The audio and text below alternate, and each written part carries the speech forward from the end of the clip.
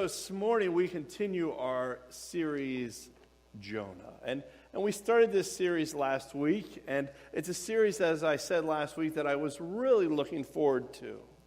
I believe the book of Jonah as a whole is one of these books that we kind of excuse away or overlook or kind of just get misdirected by. And as a result, we end up missing so much that the book has for us. The book of Jonah, without a doubt, has a lot to speak to you, to me, to everyone that we know about what it means to hear calling from the Lord, to live as a disciple of that calling, and what it means to grow in surrender as we own our calling, and what it means to learn to live out that calling in merciful ways to those around us. Also, as we looked at last week, I think the book of Jonah, even though it's only about 50 verses, really is a much bigger book than what we often pigeonhole it to be. We talked about last week how we automatically associate Jonah with a whale, but out of the 50 verses, there's really only four verses that have anything to do with a big fish, and it's not even a whale. We don't know what it is. So this thing we've pigeonholed Jonah for is such a misdirection that it's caused us to overlook 92% of the Bible story here. We often talk about how this is a prophet who tried to run away from God, but as a prophet, we saw last week, he knew he could not outrun the presence of God. What he did try to do is run away from his calling. He tried to make himself unavailable to that thing that God had spoke to him and said, this is what you're created for. This is who you are. This is what I want you to do. I want you to go and I want you to proclaim to these people in Nineveh. You know, a lot of times we too can be guilty of trying to make ourselves unavailable to the call of God. Oh, that's somebody else's job. That's Val's job in Rwanda. It's not really my job. But this book shows us that we are all called to be missionaries. And also we see sometimes that we don't want to grasp the full heart of God. Like Jonah didn't want redemption for Nineveh. Nineveh was a crazy, evil place where people's arms and legs and body parts got popped off and staged around town. Like, this was a place full of evil. There was no way God would want me to redeem that. I don't want to be part of that kind of redemption. And as a result, Jonah misses out on the merciful heart of God. And we tend to do that too. We're sure that God is more of judgment than of mercy. We also see in 2 Kings that Jonah was a successful prophet. He had been at this thing for some time, so he knew his job. He knew what he was supposed to be doing, and he didn't do it. In many ways, the story of Jonah is kind of this microcosm of the world and the redemption of God at work. We also looked at in many ways how Jonah is like this mirror to Jesus. So much of the story overlaps, right? There's this storm at sea. They're crying out, save us, right? Jonah's sleeping in the bottom of the boat. People are kind of gambling just like the soldiers gambled at the cross. And there's all of these things. And in many ways, Jonah represents this forerunner to the Messiah. But that goes in direct contrast to the Jonah that we've been raised to believe in. So far in this series, what we've seen so far is Jonah's heard God's voice. And he knew that well. He was a prophet, and he tells him to go to Nineveh. But he's convinced that if he goes farther away from that place, God won't use him. And he's tired, and he's run away from God. So he goes into the bottom of the boat. He falls asleep. The soldiers begin figuring out. The sailors kind of wrestling with, what is this storm all about that we're all of a sudden in the middle? And they pull Jonah up, and they say, hey, man, cry out to your God. It seems like we're going down. And he says, yeah, sorry about that. I'm kind of on the run from God. Well, whose God do you follow? They ask him. And he says, yeah, I'm a Hebrew. So like the God that created the sea that's now about to kill us all. Sorry, that's my God. So they say, well, beg to him, and he says, no, you got to throw me overboard. I'm in rebellion. Just throw me overboard. You got to throw me down into the depths. You got to basically throw me to my death. And they're saying, whoa, dude, that's kind of weird. So they try to keep pushing the boat to shore, and eventually they get to this point where, bam, they realize there's no fighting this story. They pick Jonah up, and in a conversion moment, they look and they say, obviously this God is the God who he says he is. They throw him over. They ask for his death not to be weighing upon their souls, and bam, the storm stops, and Jonah falls seamlessly to his death. That's a crazy opening story to a book. Like, I don't know about you guys, but when I read novels, like, there's usually a whole bunch of backstory that builds its way up. You know what I mean? It's not like, bam, let's just start with the craziest climax of the story right away. And while there is kind of some climax going on in Jonah, it really does start with this kind of roller coaster moment. And now we're going to enter into a quieter moment. We're going to enter into this part where as Jonah is thrown overboard, he's really forced to enter with his surrender in a moment of what I'll call distress. He's forced to face who he is. He's forced to face his stuff. This book is about a struggle that people have with themselves when they come face to face with the reputation of God. And Jonah's about to come smack against the reputation of God.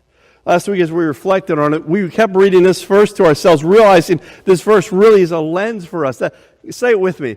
God never changes his mind when he gives gifts or when he calls someone, right? The gifts of God are irrevocable. There's no pulling it off. When God said, Jonah, this is what I want you to do, he meant, Jonah, this is what I want you to do. And as a result, Jonah's like, sorry. And as I said last week, sometimes these moments can be like, God says go, we say no, and eventually God's going to say, oh yeah?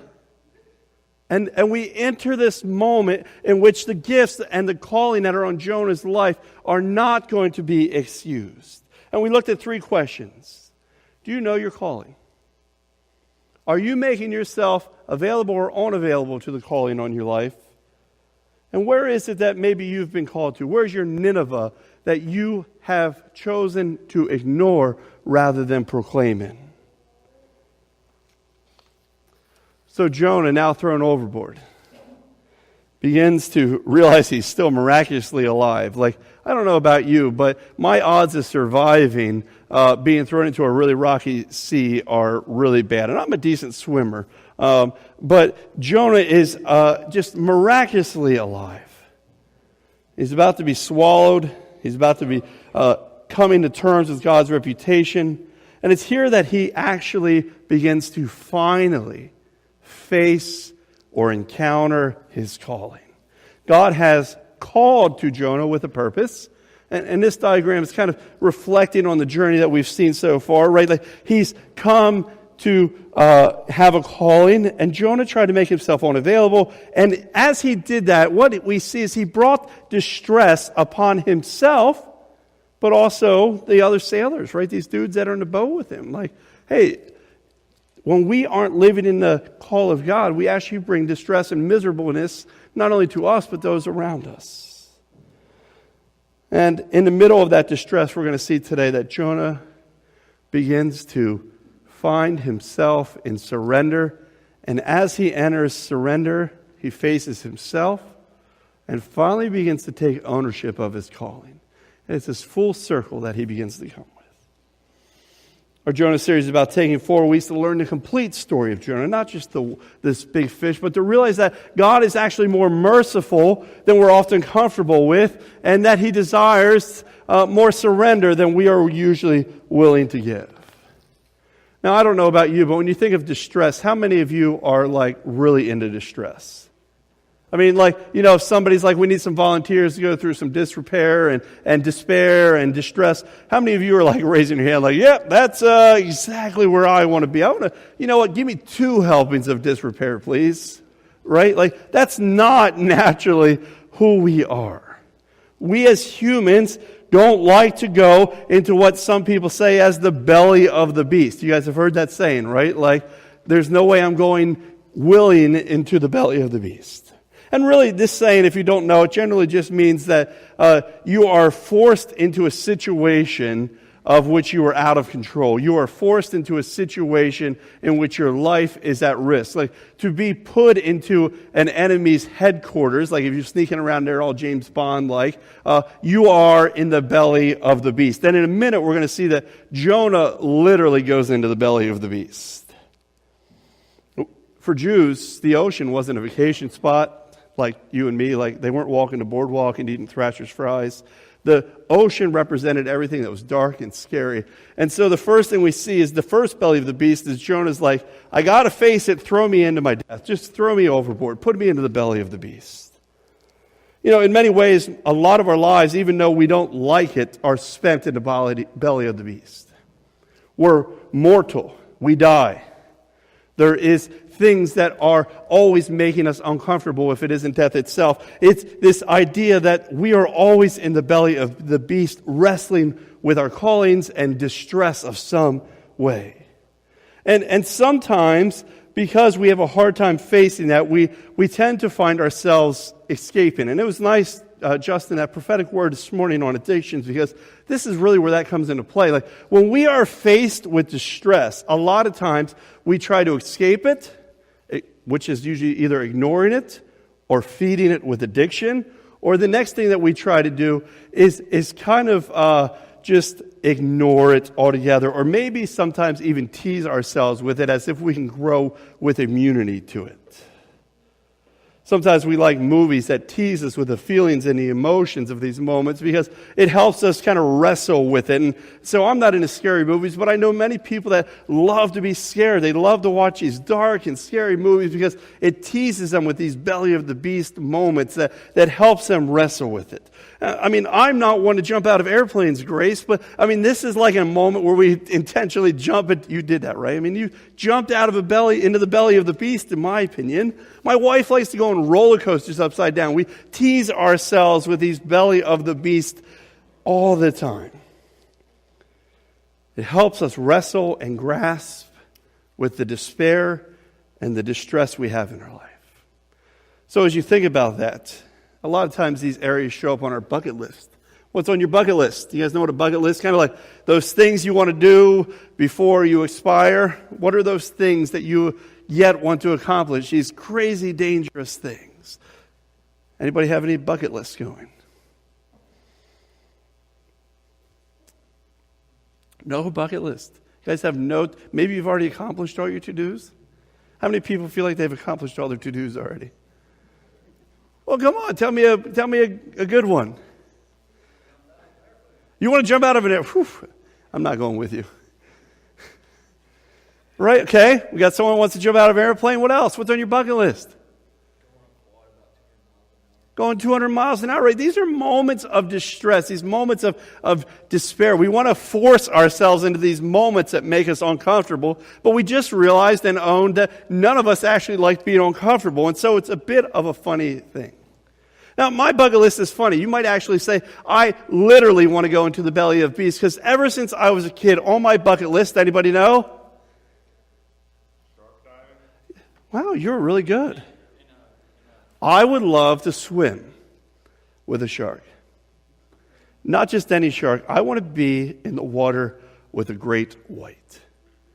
Ever since I was a small kid, I have loved, as I shared last week, stories of the ocean and seafaring, both the life above it and below it. And sharks have always captivated my mind. When Katie and I lived in California, I took membership at a local aquarium, and there they had small sharks, and you were actually allowed to pet them. But they would never let me pet, obviously, like the big ones, but I really wanted to go in those tanks. But they had these beautiful little bamboo and kind of nurse and reef sharks that would swim around, and you could sit there and you could pet them. That did not in any way, just so you know, subsidize or quiet my desire to swim in the open ocean with a shark. I want to literally go into the belly of the beast. And that is a moment of distress or despair that probably not many of us want. Anybody coming with me? All right, we got a couple, right? Like, it's not, was that you, Larry? All right. Oh, all right. right? Like, most of us don't want to do those things because of the way that it's comfortable. As humans, we believe this lie that we can create our own destiny. We think that we don't have to go in these distress moments. We don't have to face these moments where we have to face ourselves. We can just kind of go out and strike our own way. We say things like, YOLO, you only live once. Or, hey, I can make my own path. Or you'll see shirts that often say, only God can judge me, right? We want to go it alone. We believe we can kind of live independently. And we do that because we're afraid of these distress moments. We're afraid that life has more meaning. And more importantly, we're afraid that in those moments we end up having to face the scariest beast of all, which is not the shark in the water, but ourselves. Often, though, when we hit those belly of the beast moments, that's when we finally cry out to God, right? Like when you're unwillingly in the water with that guy and you all of a sudden it's help, right? Help me, God. Or, hey, God, as I face this, I realize I got some sin I got to deal with, so forgive me quick, right? Or, hey, can you get me out of here? Excuse me.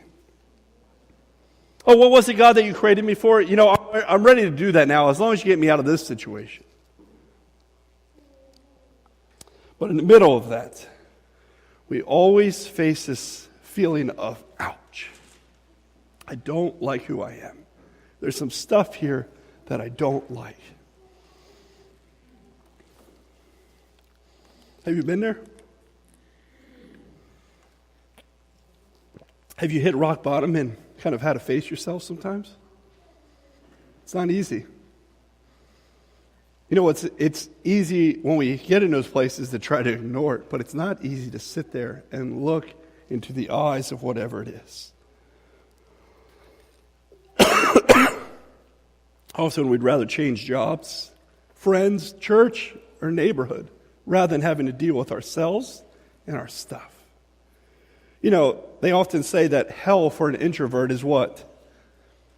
Being forced in a whole bunch of people, right? So as introverts, you guys aren't naturally going into like a really loud area and saying, cool, I'm going to participate here, because in that space you face your own weaknesses. You face your own stuff. As an extrovert, where do I not go? Into silence, right? Like I don't do silence well. Now I do take silent retreats to try to train myself and develop that side of me, but when I'm alone, if I lived in the country and I walked country roads in the middle of the night, it would not be healthy for me because I have to face myself. Changing our context to avoid calling will always just move us deeper into that triangle of distress. And we'll be lost just like a plane in a Bermuda Triangle until we finally face ourselves. Jonah, as we look at chapter 2, is in the middle of one of those moments. And though we try to avoid it, facing ourselves, as we'll see in Jonah 2, actually can be good. It's not necessarily bad to face ourselves. If we learn to be okay with it, if we could change or shift our way of thinking, it would do really good for us.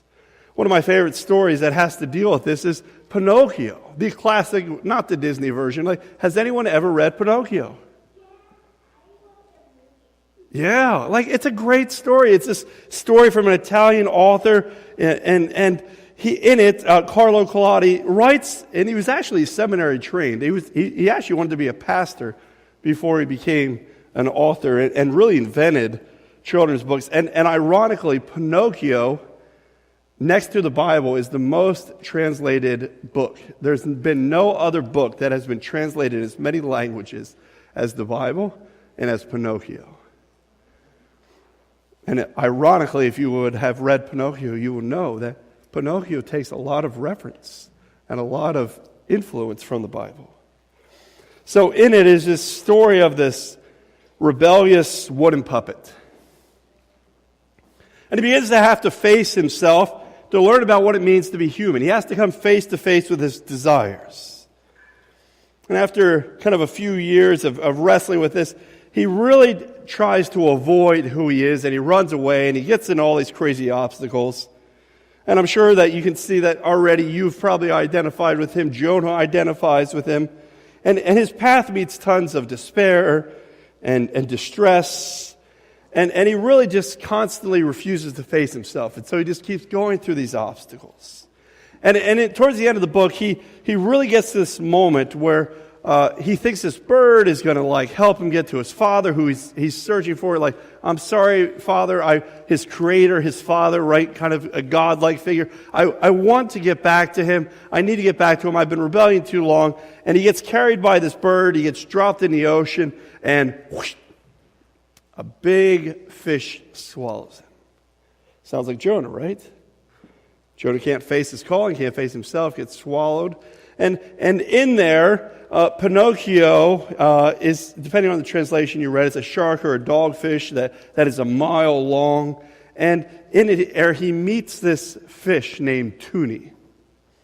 And I love Tuni because Tuni and the interaction between Pinocchio, I think, explain life so well. Listen to this. This is Tuni saying to Pinocchio, "But I'm wise enough to think that if one is born a fish, it's more dignified to die under the water than in a frying pan." "What nonsense!" cried Pinocchio, starting to sob. "Mine is opinion," replied the Tuni, "and opinion should be respected. But I want to get out of this place. I want to escape." Pinocchio still is not facing himself. He's not looking at his distress. Now Tuni, on the other hand, is resigned. He's like, "I'm just going to wait here to get this digested. I mean, this is more dignified than, ended up in some dude's frying pan." But Pinocchio is pushing back. So Tuni says, "Go if you can." And Jonah comes to grasp this in Jonah 2 that we're going to read in a minute. This sense of morality, the sense that he's finally faced who he is. He's in the belly of the beast. He's either got to give up and take the frying pan, or he's got to turn to God and actually push into his salvation moment. He has to come to terms with his reputation. And as he does that, his heavenly Father, Jonah's heavenly Father, his creator, Yahweh, he will encounter him. Similarly, in the story of Pinocchio, as Pinocchio tries to escape, after walking a mile to the mouth of the fish, sitting there near the entrance is his father. His father is deep inside the belly of the beast with him. He runs up and, "Is this true? Have my eyes really seen my Father? Is my Creator really here in this dark spot with me?" Pinocchio says this to his father, "Yes, it is. Look at me, and you have forgiven me, haven't you? Oh, dear Father, how good you are," right? He's basically singing our favorite worship song. "You're a good, good Father," right? So, and he's, "Oh, only if you knew how many misfortunes have fallen on my head and how many troubles I've had. And if any case, if it's written that we must die, at least we're going to die together." In many ways, when we look at Jonah, this is the exact prayer that Jonah prays. I don't know what my fate is, but man, God, I'm owning my calling now. I'm turning to you. I'm surrendered here in the belly of the beast. And yeah, you are a good, good Father. And man, I've fallen a lot of misfortunes. We begin to see that Jonah takes on a new misunderstanding. So as we look through Jonah 2 today, let this verse be the one that shapes us this week. 2 Samuel 14:14. I encourage you to write this down. "Like water spilled on the ground, which cannot be recovered, so we must die." But that is not what God desires. Rather, He devises. I love this word that God devises. He's kind of a manipulative of the system here. God devises ways so that a banished person does not remain banished from who? From God. God devises distress so that we can find ways back to Him. So we're going to look at Jonah 2, 1 through 10. I invite you to follow along as we begin to read this morning. Jonah 2 and on.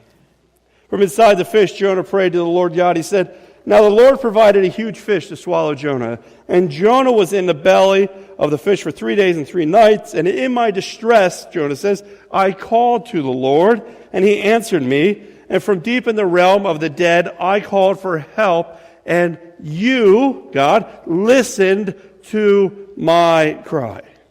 How many days was Jonah in the belly of the fish? 3 days and 3 nights. What's that sound like? Sounds like Jesus, right? Yeah. We begin to see this prophetic forerunner that even here in the Old Testament, ever before Jesus has overthrown the reigns and the power of death, before he's declared that he is victorious over death, the presence of God is with Jonah, even in the place of death, in this place of abandonment. Now, what comes to your mind when you hear Jonah say, "Oh, I called to the Lord, and he answered me"? If you said pretty much every psalm, you're correct, right? Like, this is how David and all the songs of the Old Testament start, right? And all the prophets, right? I cried to the Lord in my distress or in my trouble, and he was inclined to turn his ear and listen to me, right? You guys know this. And pay attention to that, because in this way, even though it says prayer, this thing that Jonah is reciting is much more of a song, and some have put it to music, than it is a prayer. In fact, you know how like poetry follows ABA patterns, right? You know, like every other line rhymes. That totally shows up here in the Hebrew. There's this idea that this is more sung than prayed. There's stanzas, there's choruses. Now, where does it say that Jonah is? Inside the fish. But where is he? What does inside the belly of the fish represent? The realm of the dead. Or maybe if the King James, it says Sheol, the place where the dead go. So, I mean, this leads theologians to have a whole bunch of fun and say, now, did Jonah really die? Is that how he survived in the fish? He was dead inside the fish. He was kind of in this comatose state. Like, I don't know. We're not going to get into all that kind of stuff. But Jonah is in the realm of the dead, but his cry was still heard. You hurled me into the depths, into my very heart of the seas. And the current swirled around me, all of your waves and breakers swept over me. I said, I have been banished from your sight. Yet I will look again towards your holy temple. The engulfing waters threatened me. The deep surrounded me. Seaweed was wrapped around my head. Now, I love the language that Jonah uses, right? Like, the seaweed is wrapped around my head. That's some pretty deep despair. I mean, we get this image of, like, you know, the thing from the lake It, or whatever, that monster with the seaweed dripping down over him in the 80s. Some of you don't remember that, right? I love this. But what we notice is whenever Jonah's telling a story, he's always going down. Throw me down overboard into the depths. I was hurled deep into the depths. There's this idea that constantly we find Jonah going down, and the only thing that can bring him up is an act of salvation, and we're going to see that in a minute, and that is this fish. It's interesting to notice the past tense here. Jonah's not saying, I'm currently in the belly of the whale. This is one of the unresolved parts of this text. I'm not currently in the whale. He says, you did. And sometimes people think, well, maybe he added the prayer afterwards to tell the story. And this gets a whole bunch of messy. But what we understand, regardless of that, is this. Jonah is down, and he knows the only place he can look is up. And in his prayer, he's not crying, help, get me out of this whale. He's taking ownership of that calling in which he was faced with. He's facing his sin, his trespass. And in that moment, it says that I will once again, this is his moment of hope, I will once again look at what? Your holy temple. What's that? Jonah's in a whale. How's he going to see a temple? Any ideas what that means? What's inside the holy temple? What's inside the temple? The presence of God, right? Like, inside the temple is the presence of God. So Jonah, running away, stepped out of the presence of God. He gets swallowed by a whale. And in his repentance, in the middle of distress, as he faces his own stuff, he finds that he will once again experience the presence of God. It's a great hope.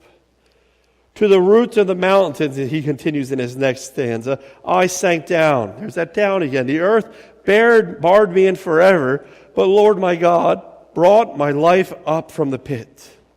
When my life was ebbing away, I remembered you, Lord, and my prayer rose to you, to your holy temple. Those who cling to worthless idols turn away from God's love for them. And my favorite verse in this whole chapter of 2 is this one right here. Those who cling to their worthless idols turn away from God's love to them. Jonah's in a whale. What idols does he have with him? He's a prophet. He knew not to have idols. What's he doing here? He's beginning to face two things. He's beginning to realize that Nineveh, this town in which he was called to that worshipped fish gods, Dagon, and I can't remember the other one's name, right? This town in which God had sent him to that loved idols was without God's love. And by him making himself unavailable to God, he had created himself as his own idol. And when he was clinging to himself, he was outside of God's presence. That's what we're talking about here. But here we realize that that lacks God's love. But I shout with shouts of grateful praise, and will sacrifice to you what I have vowed I will make good. I will say salvation comes from the Lord. And the Lord commanded the fish, and it vomited, because we couldn't come up with a better word there, Jonah onto dry land. Man, what did Jonah say salvation was? My salvation comes from who? The Lord. But his salvation was the fish. God uses, I thought I had that verse next, right? God uses distress in our lives to bring us into our calling. God's presence brings mercy. Fish was his salvation. Now, ironically, Jonah spit up about 3 days' walk from Israel. From Nineveh, where he's been called to go. And so it's kind of like the fish has reset his journey. You know, Jonah paid to get as far away from his calling as he could. He lost that money because he gets thrown overboard. And God doesn't just make the whale take him to Nineveh and spit him out, which is a port city. He makes him walk 3 days yet after spending 3 days in the fish. Often when we're in moments of distress, we go, all right, God, I'll do whatever you say. Just put me there, or teach me by showing me, by doing it for me. Jonah's journey is not one where God does it for him. He shows him the walk he has to do, and he puts him on the path, but he still has to own it for himself. Charles Spurgeon explains it like this: trials teach us what we are. They dig up the soil and let us see what we are made of. I love that. They let us see what we're made of. When I was down in Tampa last week, and I told you a little bit about the Tampa Underground Church I was part of, they used this image to describe what it means to be a disciple. And they define discipleship as realizing that Jesus is Lord in every moment and every area of your life, whether that be your emotional health, your physical health, your struggles, your addictions, your sexual health, whatever it is, that you must discover to be a disciple, that Jesus is Lord of that area. And as you realize that, you begin to try to walk it out, and you hit this moment of liminality or trial, this moment where you're like, whoa, this Jesus thing is a whole bunch harder than I thought it was going to be. But hey, the Holy Spirit's with us, and He brings us up. He begins to stir passions in us that keep us on the journey. And it's bam, there that we understand what Jonah was faced with last week, our calling. This is who I was created to be. This is what I was meant to do. But you know what happens when we discover our calling? We hit the wall. And that is a lot deeper of a path than liminality. The wall. It's this moment where we are faced in distress, like, I thought this is who I was. I thought I was a prophet who was supposed to tell people about God's heart. And man, God, you want me to go to Nineveh? I mean, there's something wrong here. Those things don't add up. This is where Jonah is at. He's in the wall. He can't realize what's going on. The whale is his wall. It's his distress. Now, ironically, the Holy Spirit and others are what then begin to love on us and pivot us in new ways to understand our calling. And there's more to this shape than that. But what Jonah teaches is this. When we are in that wall, when we are in that moment of distress, if you change the way you look at things, Wayne Dyer says, the things you look at will change. If you change the way you look at things, the things you look at will change. In other words, if you look at that moment of distress, being in the belly of the beast, as something to be learned from rather than something to escape or something to hide in your life, if you are willing to actually look at yourself in ways that it's good for you to look at yourself, the things around you will take new light. Like water spilled on the ground, our verse says, which cannot be recovered, so we must die. But that is not what God desires. Rather, He devises ways so a banished person does not remain banished from Him. Now, in closing, there's 4 takeaways I want us to take away, and you'll find them on the backside of your bulletin. And I know time is of a limit, so we're going to flip over there now and begin to work our way through quickly. As you turn over, you see the first underscores and fill-in notes there that we see as humans, our instinct is to only cry for help when we are in distress. Our instinct, our naturalness in us says, Lord, I'm not going to call to you when I'm up here on the high part of the mountain, but like when I'm down here in the belly of the beast, all of a sudden that's where I'm like, help! You know what I mean? Like, I don't want to be down here. I don't know what I did. You know? That's our natural instinct. But if we read Psalm 116, and right next to this, write Psalm 116. We're going to not read it this morning because it's really long, but write Psalm 116. And this song from David really tells us that we should always, throughout every area, every high and low of our life, call out to God, because regardless if we're in a high or low, He's inclined to hear us. We can always call on the Lord, and we won't hit those moments of ugly distress if we learn to call on Him when we're on the high part. The reality is distress is not a moment to escape, but rather a shape and experience to lead into clarity, for clarity, rebuke, and realignment. The Proverbs have many things, many warnings about us dismissing correction. The one who rejects reproof leads others astray. The one who rejects wisdom and reproof or correction is stupid, says Proverbs 12. It says he's a fool in Proverbs 15. He despises himself in Proverbs 15. He will die, it says in Proverbs 15. And it says that poverty and disgrace or distress will come to him if he tries to get out of rebuke in Proverbs 13. To the one who embraces rebuke, though, Proverbs says this, Proverbs 1:23, I will pour out my spirit to you. The one who embraces. Jonah, in the middle of that, doesn't say, get me out of here. He embraces. He got himself in there. And that's a good thing, because the rest of that proverb says, the one who despises rebuke, what happens? The Proverbs literally say that God will laugh at his calamity. When we hit moments of distress, we look and lean into them. And a litmus test of our faith is what we turn to trust and depend on in those moments of distress. Do we turn to addiction?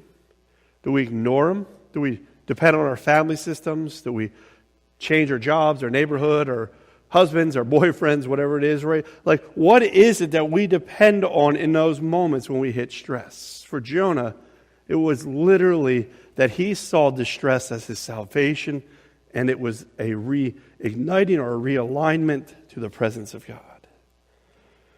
And lastly, the more we try to hold fast to the things not related to our primary or specific calling, the more distress we welcome, and the more we turn away from God, the more we turn away from God's merciful love. This relates to that verse I said that I love in this passage. Those who cling to worthless idols turn away from God's love for them. In many ways, I think what Jonah was referencing here is Psalms 31. It says, I hate those that cling to worthless idols. As for me, I trust in the Lord. I will be rejoicing in your love. You saw my affliction, and you know the anguish of my soul. The more we step away from our calling, the more we willingly step away from that, the more distress will come on our lives. The more that it will bring pain not only to ourselves, but to those around us. And in the middle of that, we can actually lose sight of God's presence and His love. Jonah teaches us in those moments to lean in, not away. I invite the worship team to come forward for a minute. And as they begin to come forward and play, there's 3 questions that I want to leave us with. 3 questions that I think the Lord has really put on my mind to ask and for us to wrestle with. So as the worship team comes forward, I invite you just to stand.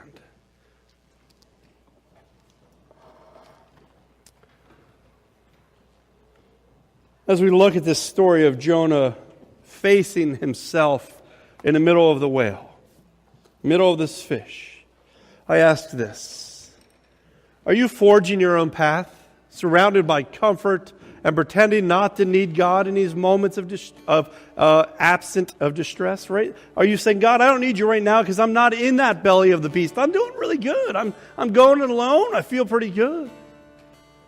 I think God, for you guys, maybe that's where you're at this morning. God's saying, I need to be there. I want to be there. You're still stepping outside of my calling for you.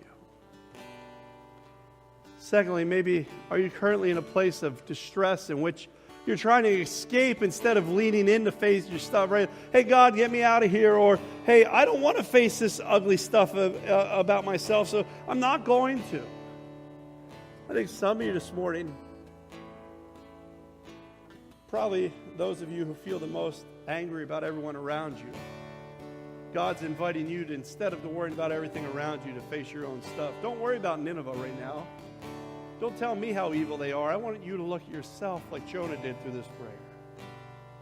And third, maybe for some of you, the Lord's asking you to turn around, to face your stuff, to shed your idols, and to find yourself stepping back into an embrace of His love and calling.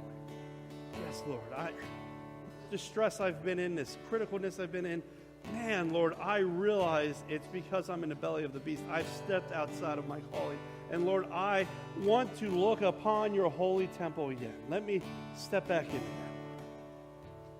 So as we close out, if you feel that any of those things apply to you, I'll be up here for prayer. But